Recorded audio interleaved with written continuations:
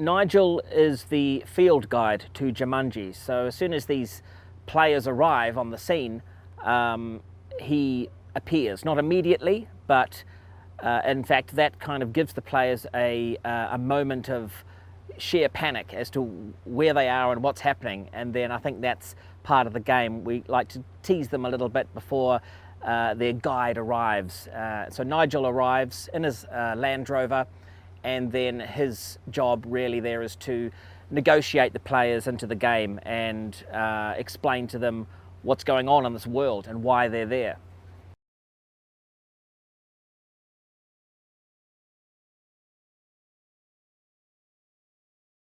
When he drops you off and gives you the jewel and says off you go, you know, if you haven't listened to any of the backstory, you have no idea what you're doing. So it's a good rule to listen, folks, when you're trapped in Jumanji.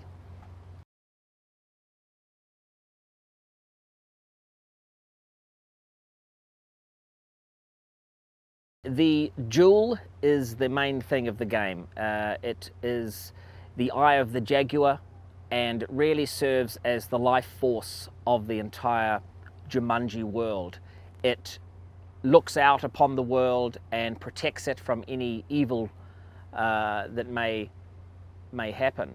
When Van Pelt takes the jewel, he then harnesses the power of Jumanji, and this of course turns the entire world into turmoil.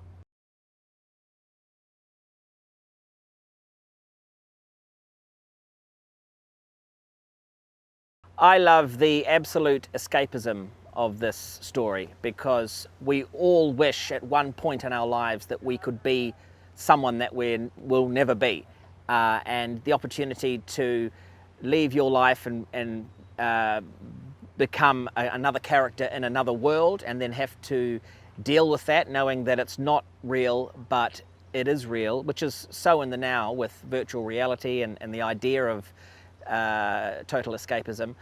That's what I love about this movie, is that it's updated to fit in perfectly with time as we have it now, and you learn so much about yourself when you act out as someone else. And you know, I do that as an actor, and so for these kids to get this opportunity to be someone else, I think you learn, and they learn through the story, which I loved in the script, is that they learn to accept who they really are in real life and then go back and be better people. It's a cool story. Hey, Vale here with some cool movie facts on the efforts some actors go to create the characters they play. For the role of Roger Kint, Kevin Spacey glued his fingers together in the film The Usual Suspects to give his left hand the feeling of paralysis. To prepare for his role in the film The Mask of Zorro, Antonio Banderas practiced with the Olympic fencing team in Spain for 4 months. Natalie Portman, for the role as Nina Sayers in Black Swan, trained with former New York City ballet dancer Mary Helen Bowers for up to 8 hours a day, 6 days a week for over a year ahead of shooting the film.